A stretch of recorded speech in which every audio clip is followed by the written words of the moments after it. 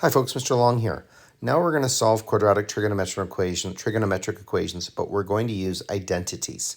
So I don't know if you remember our identities from grade 11. We had three what are called Pythagorean identities. The simplest one is that one, sine squared plus cos squared equals 1. And by the way, if sine squared plus cos squared is 1, then we would know that, for example, sine squared would equal 1 minus cos squared, and cos squared would equal 1 minus sine squared, right? If we manipulate those. Anyway, take a look at this equation right here. We notice that there is both sine and cos in it. I can't solve a trig equation with two different trig values when it's formed as a quadratic like this, ax squared plus bx plus c. So what I have to do is, and I do it every single time, I change whatever the quadratic term is into the linear term, okay? I trade in the quadratic term for the linear term. It's the rule. So what do? I replace cos squared with what it is worth in terms of sine. Well, we know that cos squared is worth 1 minus sine squared. So everywhere I see cos squared, I replace it with 1 minus sine squared. So I do that, then I expand through those brackets, and I collect like terms, and I end up with that when I substitute in for u. I go through, I'm not going to go through the quadratic formula again. I get 1/2 and negative 1/5. I always ask, is that on the unit circle? Well, 1/2 is definitely a trig value on the unit circle. Sine is 1/2, that means y is 1/2. That occurs at pi by 6. But of course, it's in quadrant 1 and 2, so it occurs over here as well. And that is, I have to be at pi and rotate backwards by pi by 6. So pi minus pi by 6 is 5 pi by 6. Okay. Negative 1/5, on the other hand, does not exist on the unit circle. I just use my calculator. Okay. Same process as before. Here's one with a different identity. Okay, so in an identity that we learned last year is this one. Sec squared is tan squared plus 1.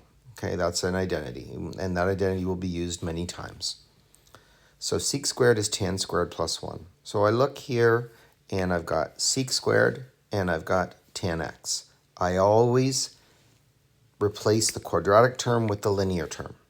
Okay, the linear means no exponent on it, so it's tan's linear. Sec is a quadratic. So I need to trade in sec for tan. How do I do that? I know that this sec x is worth 1 plus tan squared x. Okay, so I do that trade. And I end up with, when I simplify, I end up with this. Following that, I replace tan with u, and I use my modified quadratic formula.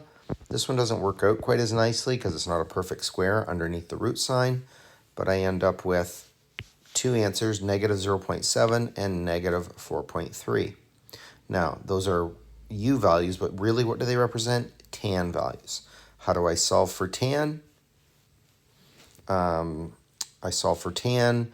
I just use these are not on the unit circle at all, so I take that, I put it in my calculator with tan inverse, and I get negative 0.61, which means I rotate backwards from 2 pi to get 5.67. Now I'm at 5.67, and I rotate backwards by pi to get to here, and that's going to be 2.53. I do the same sort of calculation over there, and then I have these four answers. Okay, and that's working with identities. Now, in your solutions, there are some solutions that are typed out that aren't annotated in the same way, but in case you want to look at it a little bit cleaner, it's right there, and with the factoring. Okay, so it's right there. Same questions as I did, but they're all typed out.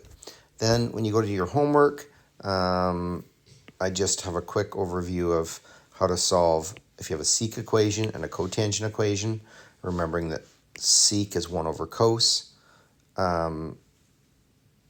Anyway, there's a little bit of notation there. And then you're going to do these questions here, 1 to 5, and not worry about 3b. Okay, that's a no-no. All right, folks, good luck.